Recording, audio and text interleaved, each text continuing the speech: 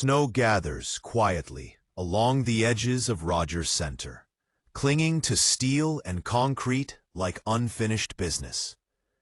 The stadium sleeps, but the season never truly ends in Toronto, especially not after getting this close, especially not after standing on the edge of a World Series title and watching it slip away. Second place doesn't fade. It echoes.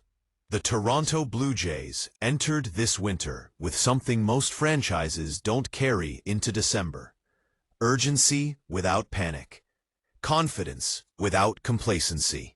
They had already proven they belonged among baseball's elite. Now came the harder part: staying there. The early moves told a clear story. Dylan Cease wasn't just a signing. 7 years, $210 million. It was a declaration, a message to the league that Toronto wasn't content with being competitive. They wanted control. Control of games. Control of series.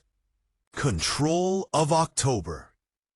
Then came Cody Ponce, the Korean star with velocity that jumps off the radar gun. Not a flashy headline grabber, but the kind of arm that survives playoff pressure. Tyler Rogers followed, steady and surgical, a reliever built for moments when noise disappears and only execution matters. Heavy lifting done. But championships aren't won on pitching alone. Not anymore. Behind the scenes, Toronto did something quieter, something smarter. Pitching prospects with explosive fastballs, power bats who don't fear contact, defenders who attack the game instead of reacting to it. These aren't moves that trend. They're moves that last. Depth is how contenders stay alive when the season gets cruel. And yet everyone knows this isn't the end of the story. With Christmas gone and the calendar turning, Jon Heyman delivered a sentence that changed the tone of the offseason. Toronto, he said, is the second biggest winner of the winter so far. Not just for what they've done, but for what's coming. Their biggest move may be yet to come. That's not speculation, that's implication. Because Toronto isn't browsing anymore. They're circling names that alter timelines. Kyle Tucker, Bichette, Alex Bregman, Ketel Marte, Kazuma Okamoto. Different skill sets, different personalities, same impact.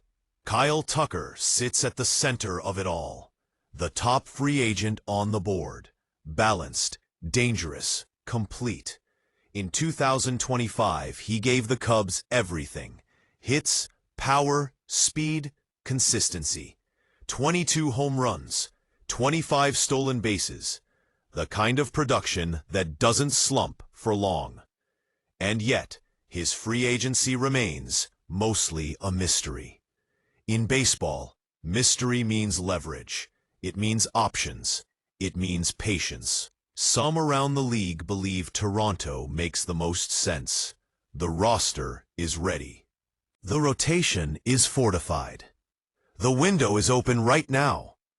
Tucker doesn't need to gamble on potential here. He'd be stepping into expectation. But then there's Bichette, and this is where logic gives way to emotion. Bichette is history. He's familiarity. He's 181 hits, 94 RBIs, and the heartbeat of the lineup. He knows the city, the pressure, the noise. He knows what it feels like to be one win away. So why hasn't he signed? Because loyalty is complicated when legacy is at stake. Because sometimes staying is harder than leaving. Because decisions of this magnitude aren't made with a spreadsheet alone. Alex Bregman offers pedigree, championships, postseason scars that never heal, but always teach. Okamoto brings raw power and mystery, his posting window shrinking as contenders close in. Marte represents versatility, the modern game distilled into one player. Toronto doesn't need all of them. They need one. And time is tightening. The tension sharpens further when Boston enters the frame. The Red Sox have been quiet in free agency. Too quiet. 10 trades, no signings, waiting, watching. Heyman linked them to the same names: Bichette, Okamoto, Marte. This isn't coincidence. It's competition. Every move Toronto makes echoes in Boston. Every delay shifts leverage. Still, the Blue Jays remain composed, because they know something others don't. This roster doesn't need saving.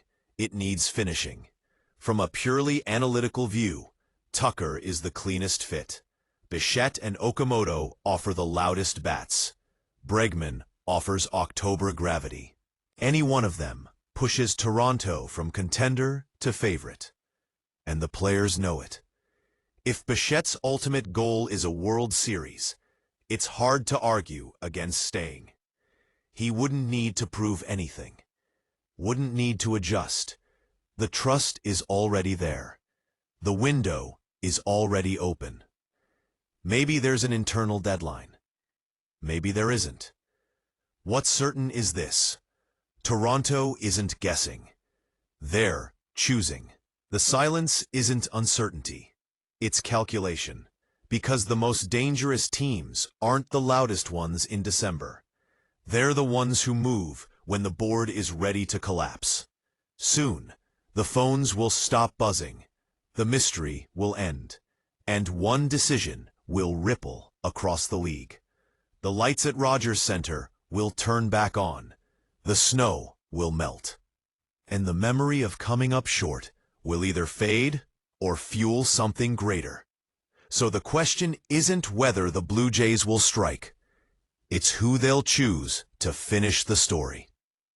Who do you think changes everything in Toronto?